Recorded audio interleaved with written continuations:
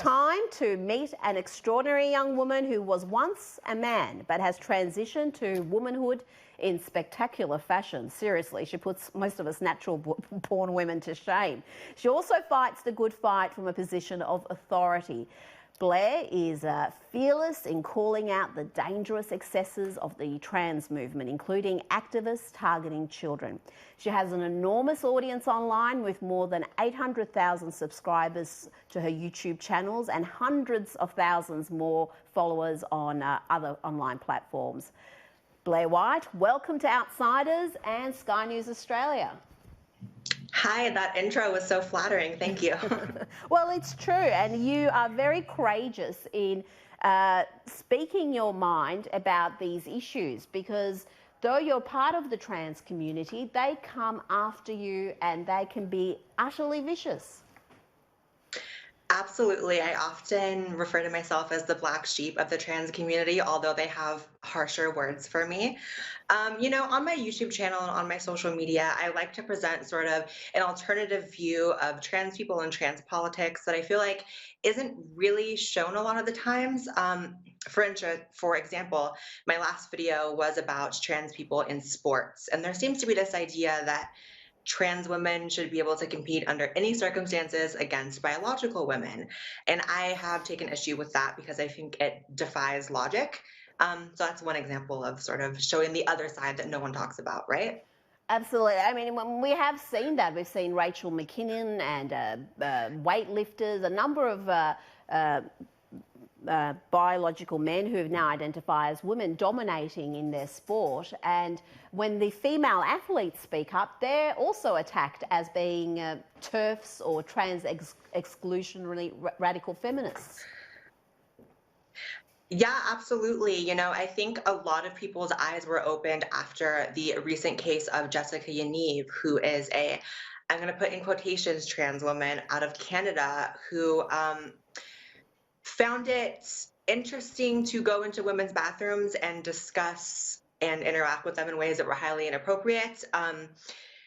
That case basically got busted wide open as a predator trying to prey on women under the guise of being transgender, which is unfortunately something people have been saying is bound to happen, and it did. But I am proud of the fact that the largest video discussing that individual on the internet is on my channel, just completely denouncing and being kind of savage toward her as well, because I think it all needs to be called out. And it's really dangerous too. I know we've spoken about it here, the targeting of children. We've had the case recently, I think his name's James Younger, who's only 7 years old, and from the age of 3 we heard that he was put in a dress and told he's a girl, and there's talk about him transitioning. So I'm really interested in your view, someone who's gone through the process. What are your feelings towards children transitioning? At what age do you think they can make that decision? Well, as someone who has gone through the process, I think I can sufficiently say I don't want any children going through that process. It's incredibly turbulent. I guess that's the best word. It's a lot to go through physically, mentally, emotionally. There's a lot that goes into it. And, I transitioned at 20, and the thought of doing it at 12, 13, or even younger in such cases in the US, I don't think I could have really gone through that. I think it's incredibly dangerous, in particular, the case of James Younger, like you said. He's 7. He's 7, and he's going to appointments discussing the possibilities of stopping his puberty. I don't know what kind of world we're living in where it's now become people who don't want that to happen are the abusers and are the ones that are in the wrong. But I think it's an incredibly dangerous precedent to set, especially considering the fact that there are no long-term studies done on the effects of puberty blockers in humans. And there are some studies actually that show the negative side effects of it in humans. I get a little bit frustrated because sometimes I feel as if there is no positive news coming out of the trans community. It's only, yes, we can compete and completely demolish these women. Yes, 7-year-olds should be able to stop their puberty. It's a bit upsetting, if I'm honest. Blaire, can you tell us a little bit about your personal story? Basically, when you were not a woman, when you became a woman, and do you view yourself as a woman, or do you view yourself as a transgender person? How do you see yourself, and just fill us in your actual own journey. Sure. So my journey began probably around 5 years old. That's the earliest memory that I have of feeling a sort of misalignment with the way that I felt about myself and viewed myself and the way the world interacted with me and viewed me. And that's what we call gender dysphoria, which the activists, for some reason, want to erase the existence of that. They think it should all be based on just because I said so, I'm trans, but there is a medical diagnosis, which is gender dysphoria. So I felt that around 5, and the feelings intensified as I got older. And it eventually got to a point when I was around 19, 20 that I thought, okay, this is not going away. This is really negatively affecting my life. Let me do something about this. And because there's no cure for it, the best treatment for people who have it is transitioning. So that's what I did. I started hormone replacement therapy, and I started my YouTube channel only a month after that. Wow. And YouTube actually has been so amazing. It's the biggest blessing of my life. It actually afforded me to get the surgeries I wanted and finish my transition completely on my own dime, not relying on taxpayers or insurance or anything, just completely out of my own hard work and putting out content people enjoyed. And yeah, I haven't looked back since. It's made me a happier, more successful, just more of a whole person.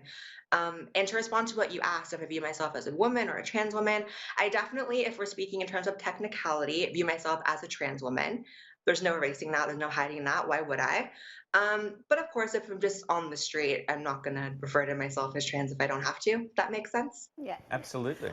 I just wanted to ask you about, because you give a really different point of view than what we hear from just about all the other trans activists who are out there. But I wonder how many in the trans community actually agree with you, but they're too scared to say anything. I'd be interested to hear your thoughts on that.